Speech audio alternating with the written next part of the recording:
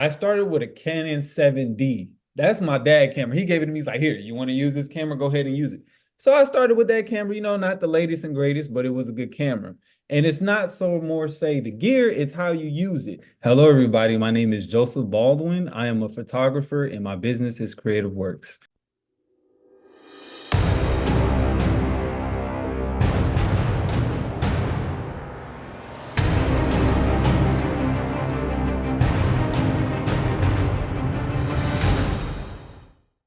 Hey, it's Kellen, and today on Diversified Game, I was in Houston late last year, and it's a new year, y'all. So happy New Year!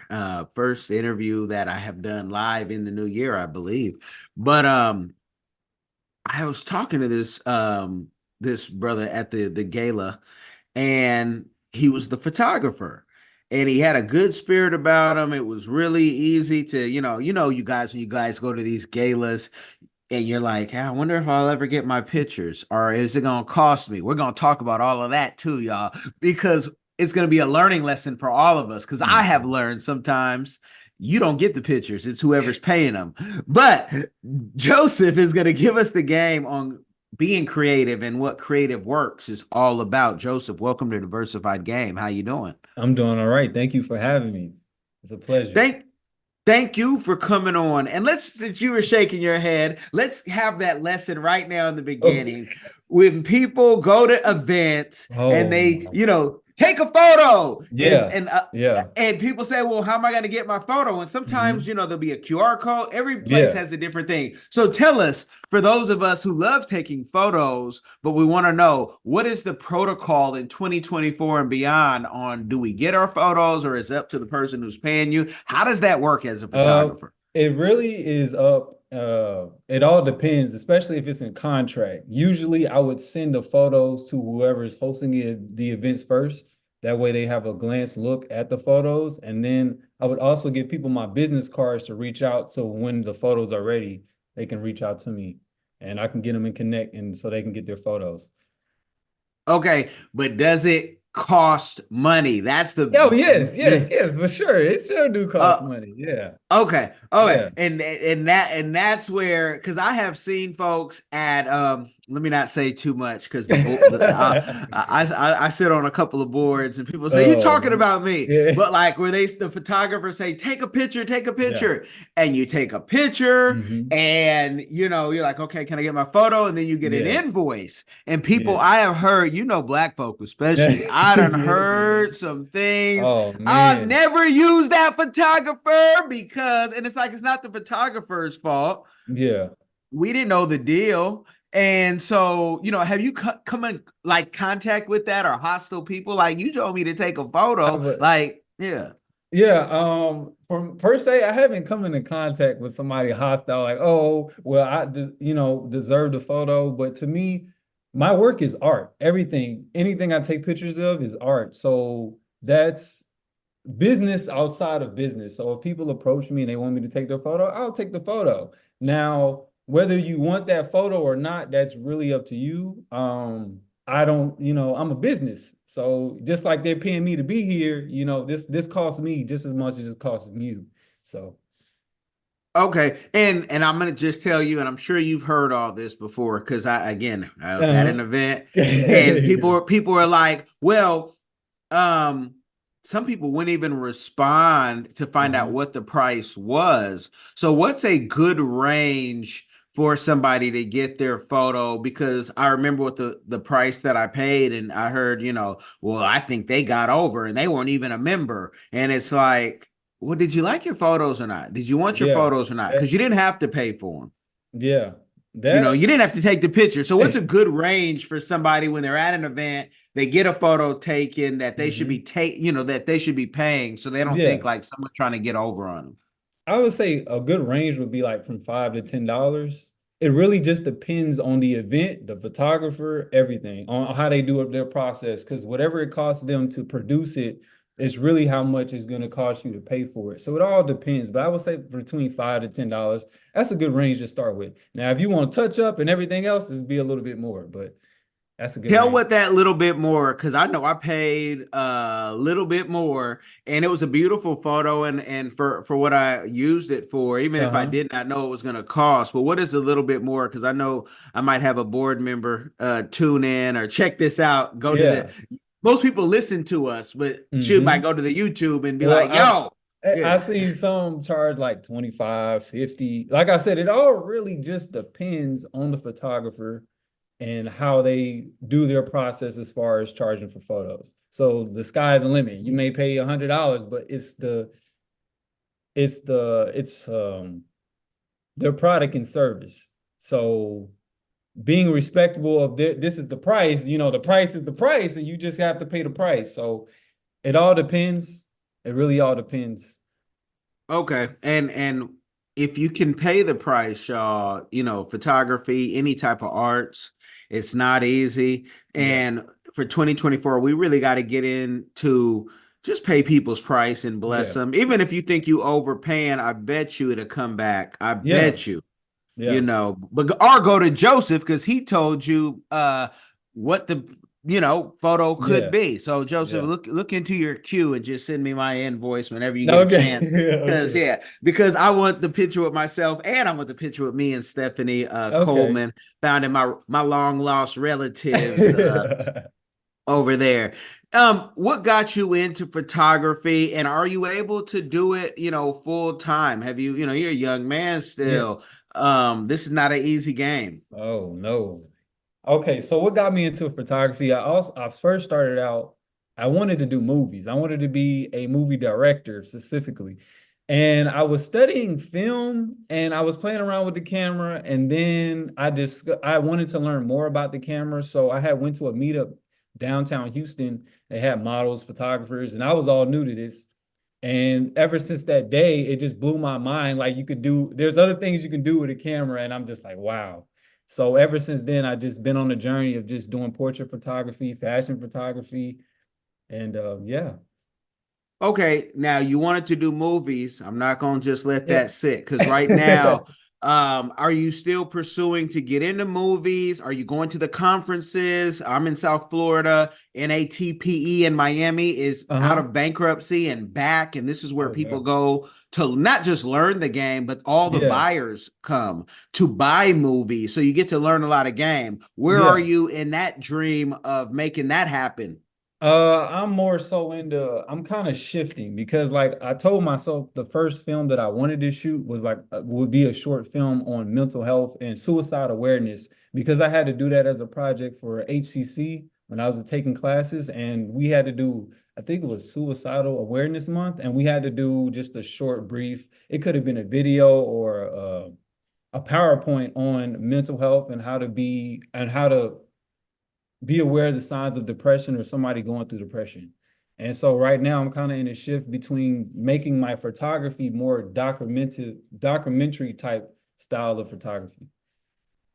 Okay. And mental health from Houston to Kenya is a big thing, especially with, things have changed. Men Yeah. have had to change their attitudes, Yeah. especially in this country. There's things that you can't say, they're not funny anymore. Yeah. And we were talking about in Living Color, half of that show would have Oh been man. canceled. Yeah. Off rip. Off rip. Yeah. Yeah.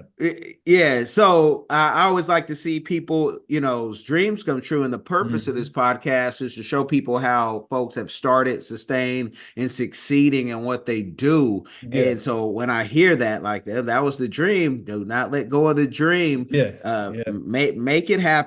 Now, when you first started, and have you been able to do this? Is it a full time, or are you still having to have the traditional 9 to 5? I'm still having a traditional 9 to 5, but right now I'm planning to shift into going full time. I'm just setting up those stones, getting them stones ready, and then I'm gonna push into full time. But this year is the focus of full time. Last year I kind of focused on trying to understand what did I wanted to do, what am I good at, what I'm not so good at. So I've taken all those experience, and this year I'm kind of pushing the needle forward and going full time.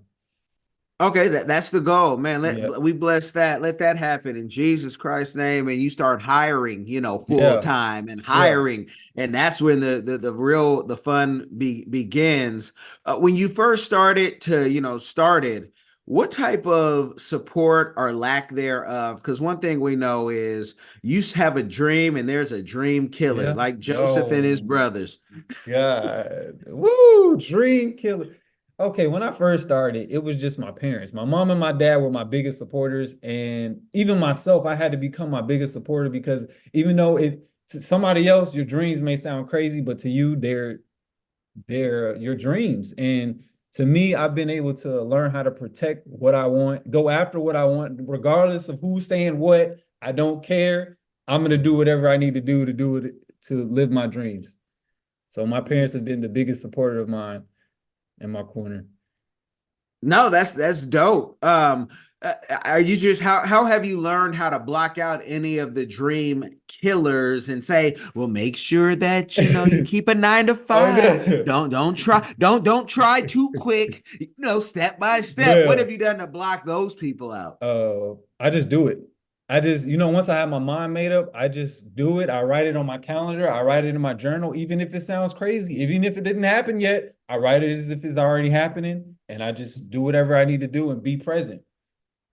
And that is such a great thing. The late great Miles Monroe taught us so many things in business. But when we go look at the scriptures, you write the vision down and you make it plain.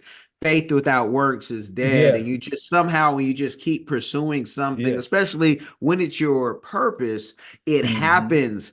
So when you started, did you start off with the camera that you have now? Because a lot of people say, well, I would try, but I don't have the camera that he has, or I don't have the support from his parents, or I don't Right. have parents, and they Right. make up every excuse. So talk about when you started, what did you start with?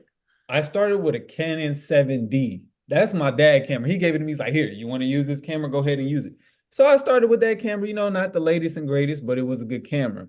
And it's not so more say the gear, it's how you use it. And I've been, even myself, because I get caught up in, oh, this looks nice and that looks nice. And instead of just understanding how to use what I have, because you're more useful with the material you already have. So, Okay, okay. And if somebody says, well, I want to start, and mhm. you are blessed to be gifted a camera, what would you say to start? Some people I've seen start with iPhones and Yeah. and different things. Is that a start, or Oh should they yeah. start? Oh yeah, a phone is a perfect start. You don't need the latest and greatest gear as long as it works and you can record video on it or take pictures on it. Oh yeah, you're golden. Okay, well, you guys heard it. So if you have, and a lot of folks, I have even seen folks who are unsheltered, or some may say homeless, and they have Hmm. two phones, and they might have two nice phones. And Yeah, so do not despise small beginnings, because if you start yeah, with the phone and when you yeah, get up to the bigger equipment, they're going to look at you like a Basquiat, yeah, like a true artist, and you have a yeah. testimony. When you started, how did you get your first client, and who was it? Your first paying client? Ooh, my first paying client. Now you got made me think way back. Now I'm joking. Okay, my first paying client. Man, I forgot her name. I feel bad. Please don't score me. Okay, my first paid client, she wanted me to do her daughter's first birthday shoot. So I did that. I took pictures for her daughter on her birthday. And that was what, 2022? Yeah, that was my first client. Yep.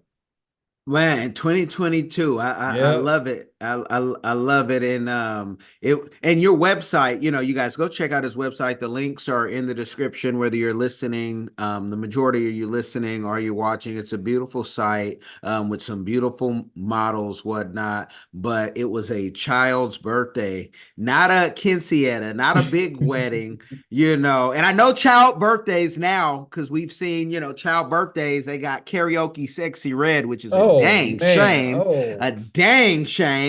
But we are in Babylon, Sodom and Gomorrah. We are there. But with that, when you got that first, check, no matter what it was, and you don't Yeah. need to say, what was the feeling, and what did you do with that money? Oh, I spent this.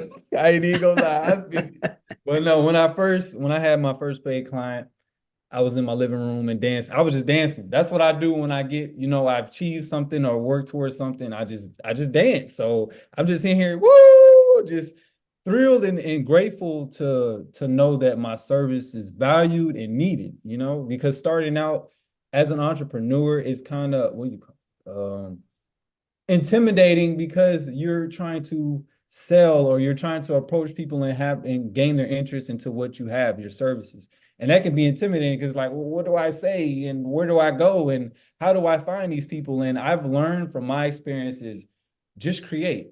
The more you create, it's like a law of attraction. The more you create, the more you're going to attract. So instead of me going out and say, hey, you should book me as your photographer for this event, and you should do this for this event, I just started cultivating who am I, because the people don't know who you are until you show them who you are. So that's what I've been doing, is just trying to show what CreaTiveWRKS is about and how my services, I can add value to whatever they need.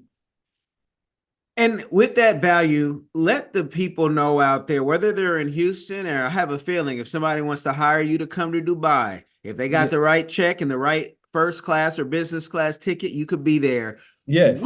What questions should they be asking a photographer? Because like PR people, like podcasters, photographers can be a dime or dozen. But when I hear Yeah. the horror stories of they hired somebody without our, permission, didn't go through Yeah. us, and then they can't get their photos, or the Oh, photos were whack, and it yeah. looks like they got, they were a Fiverr photographer or something Yeah. like that. What should people be asking, a photographer when hiring? They should ask them, first of all, they should ask them the expected turnaround date for when they have taken their photos and how long it should take for them to receive those photos. Also, I like when my clients kind of give me an idea of what I may be shooting or the ideas that they would like to shoot. And then that way it makes it easier on my part to do my research and make sure that I'm providing whatever and meeting their standards as well. Okay, and with those, those standards, have you had a crazy ask, or you show up to something and you're like, this is not what you told me I was coming to? Any crazy stories yet? I know it's Not still yet, not yet. Nope, not yet, not yet. So yeah, okay. You be like, my goodness, Kelly, you done yeah. said this sexy red child birthday party. I'm here. Oh I can't my. even do this nonsense. Okay. Now, with the photography, Hmm. there's so many lanes, and what I hear Yeah. from my photographer friends is, Hmm. weddings are Oh yeah. golden. Oh yeah. Do you do weddings, and what do you love to shoot? I don't do weddings. I love to shoot people. So portrait and fashion. That's my two favorite alleys to shoot. The only reason I don't do weddings is because this is just my opinion, but I feel like, it's good to shoot weddings and they're big money, but I'm not chasing money. Money is Mhm. everywhere. And it's like if it's not something you don't love to do and you're just doing it for a check, I mean, that's to me, it's not freedom. You're just working again. And my job is to be free and do what I love to do and put my creativity out there. So yeah. You take great photos. Do you not do weddings because you don't want to deal with Bridezilla? Yeah, yeah. I don't want to, I like to and then, yeah. So Okay, so for all you bridezillas now, you're gonna have. I'm sure there's already been people, but you'll have more and more after we say this. More people. Can you shoot my wedding? I can't find yeah. anybody else. I really need Now, you. now I would be open to shooting weddings because I never done it, but it's not my forte, but I would give it a shot. Okay, so you let people know it's not Yeah. my forte. Because we went to Ethiopia a few years back, Uh-huh. and we were flying our drones. Brother Sharif and I, who's out there in Houston, Uh-huh. via Detroit, but he lives in Houston, and we were flying, and people said, the driver told us, he said that if we had one of those drones, you can get $2,000 a wedding in this region. I said 2,000. I said, Yeah. Brother Sharif, I gotta go back and see my kids, but I Yeah. would stay here all wedding season because we were during wedding season. Do you Yeah. deal with drone photography as well? No, I've been looking into getting in drone photography. I don't deal with it yet. from what I've heard is you need a license to fly a drone. And I'm like, what? You need a license to fly a drone? You need a license to fly a drone, true. And Yes. it depends on your city, county, state. Yeah. But there are drones that are small enough that they are, I can't think of the name, but they might fit in the palm of your hand and they're looked Uh-huh. at more as toys. So what a lot of the drone companies have done then is try to make the smallest drone with the best camera. And Right. now we can call it whatever that toy name that I'll think about as soon as we get off this thing. Because one of my buddies had went that route in Massachusetts and he's like, I don't need a license, but it just depends where you are, and that Yeah. test is not, it's not like it's a simple just you take the test. It takes a little bit.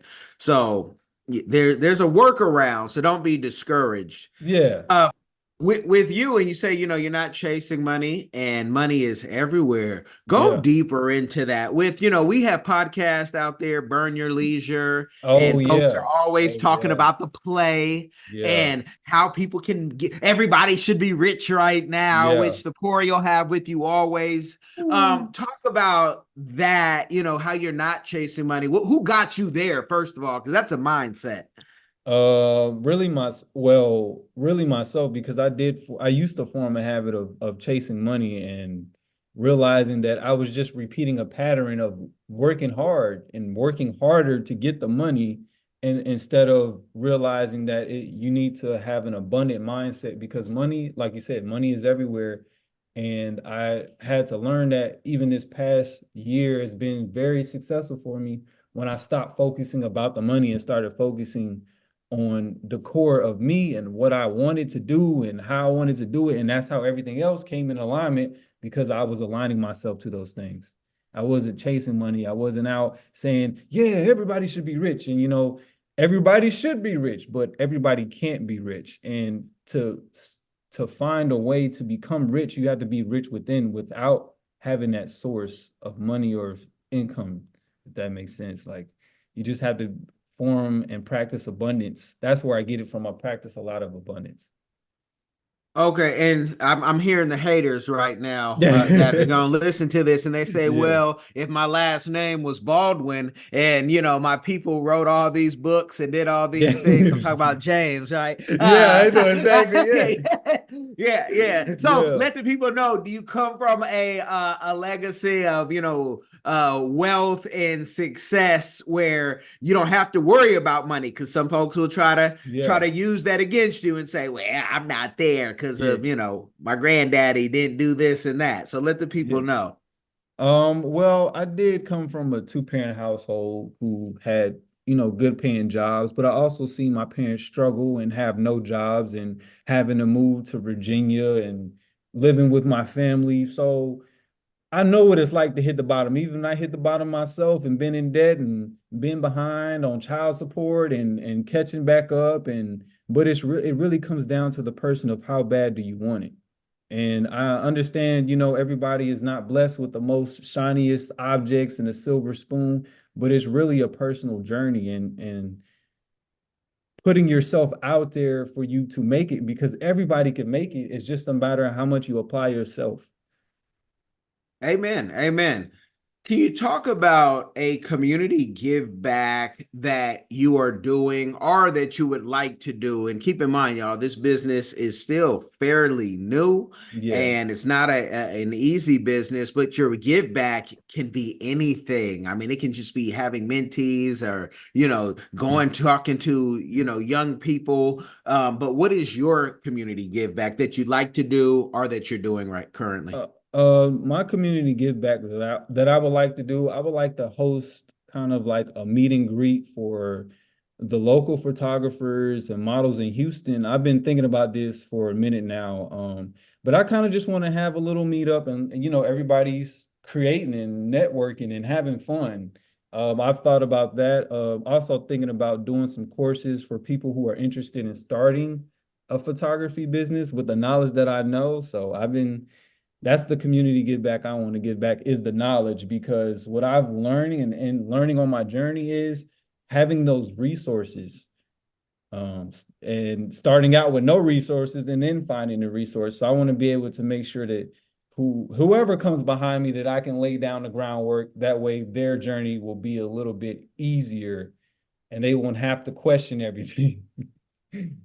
Yeah, and you can put it in a book. Yeah, Courses are big right now, but books are not dead. Some of the best yeah. information, again, Miles Monroe. You guys check on YouTube. He said, read a book a week and see how it changes your life. And it can really you just take you to another level because most people are not reading. Most people aren't seeking knowledge Yeah. or even what real, greatness is with your 5-year 10-year plan and beyond, right now, and it will Mm-hmm. change. What do Mm-hmm. you see like this business? Where would you, if you could just dream it up right now, where would you see it, and how can we help you get there? Oh, that's a big question.